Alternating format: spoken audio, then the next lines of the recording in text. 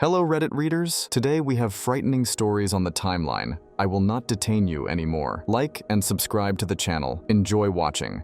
Story 1 from user Creative Recover. I got stalked by a large cat once, which wouldn't be that strange if, say, I lived in Uttarakhand or Western Canada. Except that I lived in England. I grew up on a large farm in the middle of nowhere. And as children, my brother and I took turns looking after and walking two large, black Labrador gun dogs that also doubled up as guard dogs. That night, it was my turn to take the dogs for their nightly walk, so I popped on my wellies and headed out into the pitch-black winter countryside darkness. It was around 2030 or 2100, and the route was an extremely straightforward one that, after leaving the main hub of the farm, involved walking down a long gravel trackway to its end.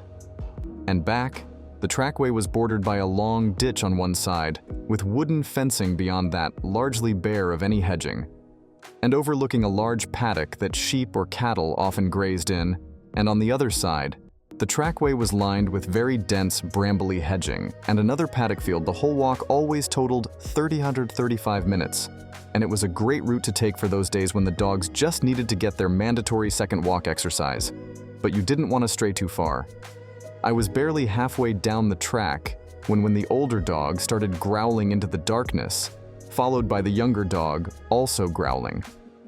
They both slowed down, and I remember getting out my torch and shining it all around in front of me. Up until that point, I had just been walking in the moonlight, but I couldn't see anything to cause any alarm. And so even though I was weirded out by their behavior, I pulled on their leashes and started trudging on again, except that within minutes, not only were the dogs growling, but they also started to bark and hold their ground.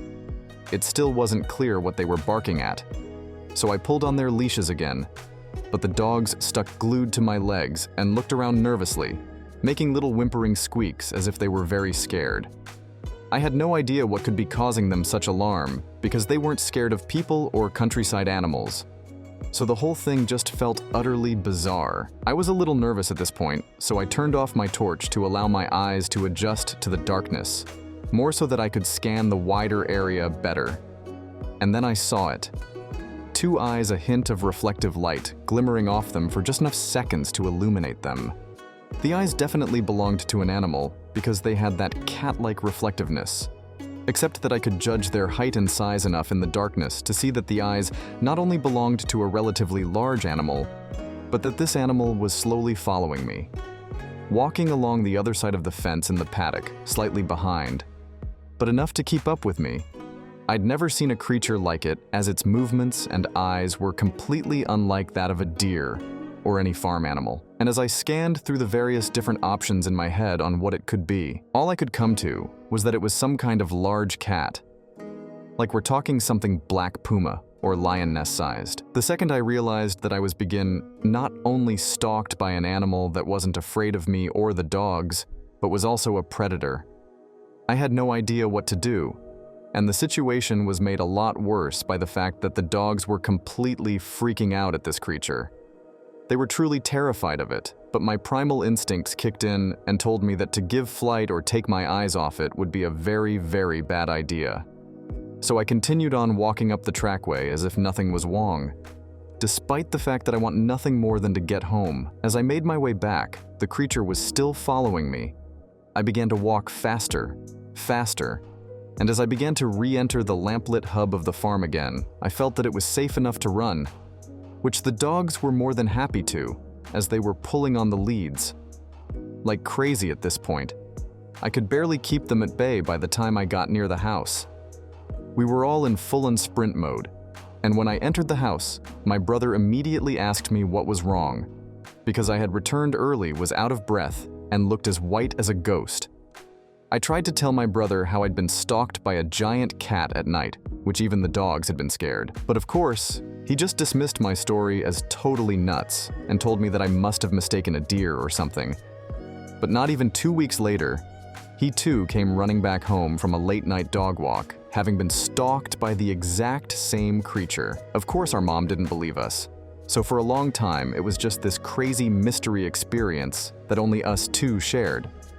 But then, a few months down the line, we saw a documentary on the phenomena of big black cats stalking the British countryside, which apparently people had been reporting for years. There were later even some very credible eyewitness account reports of these sightings, such as this Ministry of Defense dog handler who saw a large black cat in the countryside, as well as farmers reporting strange deaths amongst sheep. But the witnesses and sheep deaths were dismissed as being cases of misidentification, hoaxes, or stray dog attacks, etc. However, more recently a study confirmed that there was actually at least one big cat stalking the British countryside after Panthera DNA was confirmed. In some samples, it is now believed and accepted that there is actually a small, scattered population of large predatory cats roaming the countryside, and that this population may have been founded by large exotic cat pets that escaped or were released into the countryside after the Dangerous Animals Act was introduced in the 1976, which banned people from keeping pets, such as large predatory cats. Up until that point, you could legally purchase animals such as baby lions and leopards in fancy department stores, such as Harrods. Watch this lady taking her pet leopard for a walk through London in the 1960s and stuff like this. Later led to the highly emotional story of Christian the lion, who was a lion cub purchased at Harrods, and whose owners later tried to rehabilitate back into the wild in a groundbreaking effort for its day story pictures. Tal Dr got stalked by a large predatory cat in the British countryside, followed later by my brother getting stalked by the same creature. Nobody believed us at the but then later, conclusive DNA evidence was discovered that showed that yes, big predatory pantheras were in fact roaming free in the countryside. Story 2, from user becoming Shay. I grew up in a not-so-great area, which is an understatement to say the least. When I was a teenager, we were all at stages where a lot of the kids were making the transition from badly behaved teens onto different paths. Some of us realized it was time to get our heads down and stay out of trouble. Others decided to double down and go on to do much worse things. One evening in the summer, a group of us were out in a park, just playing. Because although life was rough and complex, we were still actually children. Every now and then, we stopped pretending to be tough, hardened teenagers and just let ourselves have some innocent fun. Over the evening, a few other friends of friends joined. There was a lot of us, but there was a really cool atmosphere.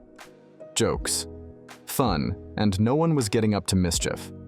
We were all just enjoying being young, and amongst friends in the sun, I was playing tag with another kid, which was amusing because we were technically too old for that, but still young enough to enjoy it. A couple of other people joined in, and it was all good. As we were running around, I noticed another group of people join, and I stopped. The kid I was with said, "It's fine, I know them," but I felt a whole body chill. I stopped playing around and went over to get the friends I came with to tell them we need to leave.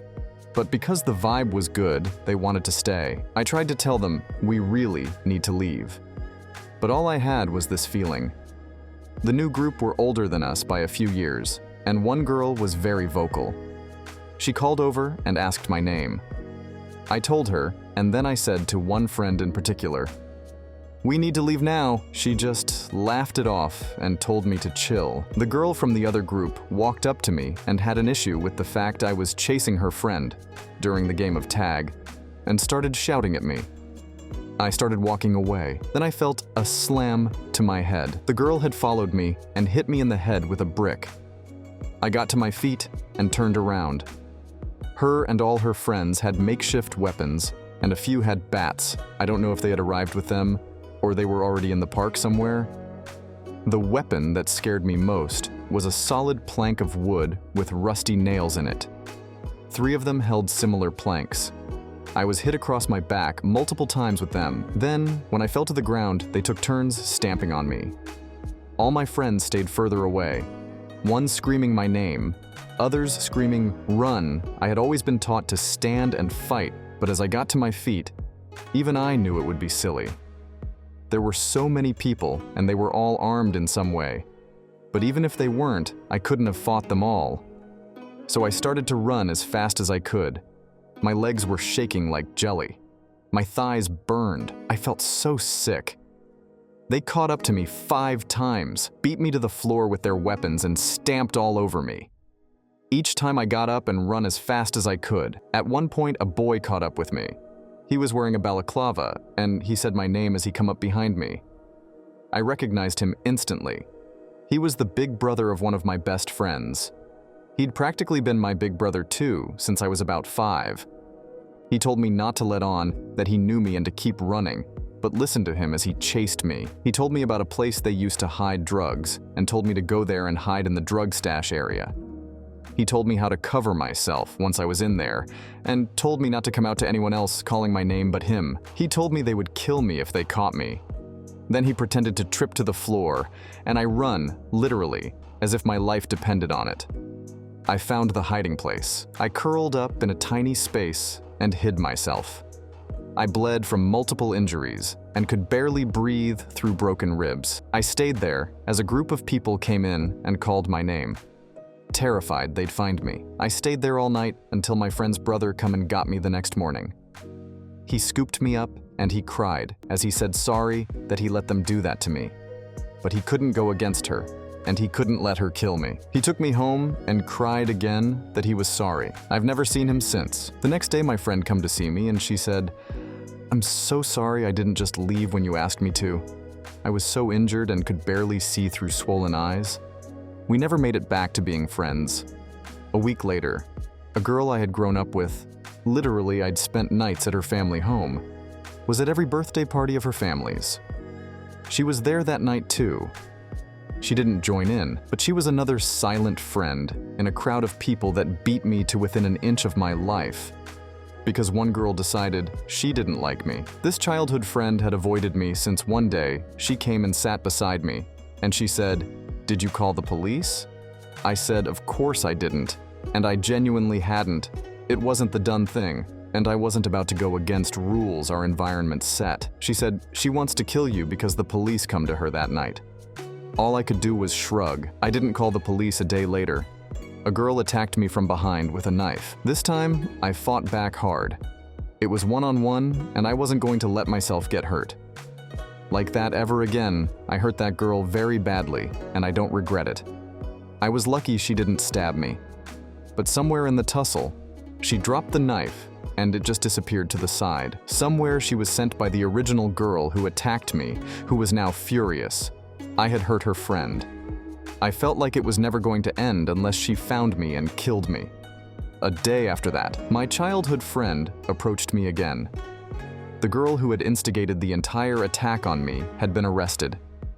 I stated again, really firmly, I did not call the police for the first time in our friendship. I saw her really cry, and she said to me, "No, I know you didn't. They arrested her because the day before she attacked you, she killed a girl in the same park." She said, the girl looked at her funny and tried to take her backpack as payment. The girl refused. The bully girl attacked her, and the other girl fought back. So the attacker and her friends beat her up, took her to a body of water in the park, held her down, and stood on her head until she drowned, and then threw her backpack in with her. I remember that detail so specifically because I remember realizing it was never about the backpack. She just enjoyed hurting people. I felt the coldest feeling throughout my body. It's hard to articulate what it felt like. My childhood friend looked at me, tears rolling down her cheeks, and she apologized to me and told me I could have been killed too. And to this day, I don't doubt I would have been if I hadn't have ran and hid. I owe my friend's brother my life, but like I say, we never spoke again, so I never got to thank him. There is only one other time I ignored that gut instinct, and it ended very badly for me, and it's a story I don't want to share. But it's safe to say that now, whenever I feel that need to leave, even if it doesn't make sense, I trust it, even if it means leaving alone. Story 3 from user Zealous Ideal, Jack Oil 2001. One of my friends offered me a one-day gig to help a guy he knew move stuff in his house because he had a rare bone condition where he couldn't lift heavy stuff. This friend of mine was going into real estate and somehow met these guys. Neither him nor I understood WTF was actually occurring until after the fact. Even today, I still don't. Luckily, I ended up doing this with another friend who, at the time, I wasn't that close to. But this was a strange bonding experience. This house was in the back ass of town that I've never been around before. Not a ghetto, just sus. And this house was real, sus. We had been parked outside the house for 20-30 minutes, getting a bit high because apparently this guy was chill anyway. The guy finally comes out, a very much disheveled and dirty guy. I kid you not, the first thing he does is tosses us the biggest nug of weed I've ever seen from about 10 feet away. Says, "You kids get high ill. Get you ready in a couple minutes." It honestly felt like I was in a movie. We started in the basement, bringing shit outside through Bilko doors. This was the type of basement you see in a movie like Hostel. It's honestly the first thing it reminded me of instantly. We were both creating horror scenarios. In our head, the axe hanging on the wall near the door that led inside the house, along with the dingy old fridge in the back corner, did not help. We did check the fridge for a body. Just to mention, we then started moving stuff from inside the house, and at that point, I didn't realize it could have gotten worse. This house was absolutely horrid, putrid smells, like piss, ammonia, smelly-ass dog cigarettes. And mind you, we did not know this was also part of the gig. The layout of the house that we were in was, you first walk into a small kitchen, and straight ahead is the living room. And onward was another smaller room that we didn't access. One thing we had to move was a table in the living room, and the guy explicitly tells us not to touch the bottom of it, because you don't want to touch that floor with your hands.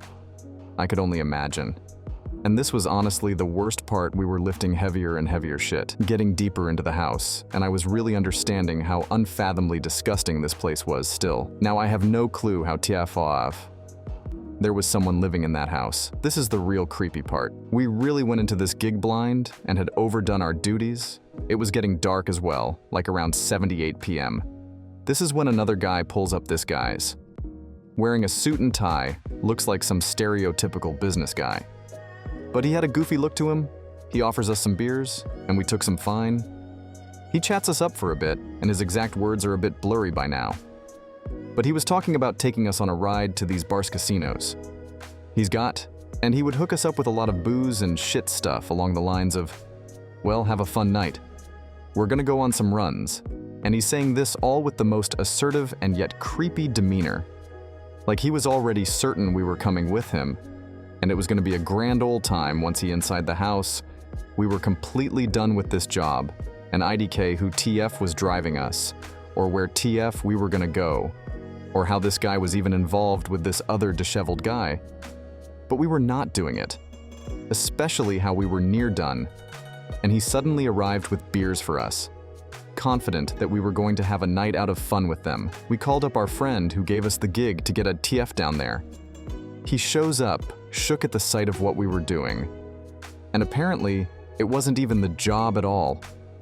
His brave ass goes in the house and explains, we both have to leave, and just to get the payments, which was 50 and an ounce of weed. For each of us, the friend who sent us on this gig explained how he actually didn't know the guy. That, well, he only heard about the job request through a client he was already dealing with. And his idea was that we were simply helping an old man rearrange some heavy boxes in the basement for an hour or two. Not to move out his entire damn house past sunset. And the weird guy in the suit wasn't mentioned either. I'm glad we had our window of opportunity to leave. Because I have no clue where we were gonna go with these weirdos who were living in the most grotesque house I've ever seen. We were at the house for probably 6 or 7 hours. There were plenty of more specific details I had to glide over that would probably give a better visual of just how bizarre this entire day was. But it's one of those, you just had to be there, things to this day. We still joke about how that was the day we went from acquaintances to boys, and just imagining a case of one of us doing the gig alone. Thanks for watching. Don't forget to like and write comments. See you later.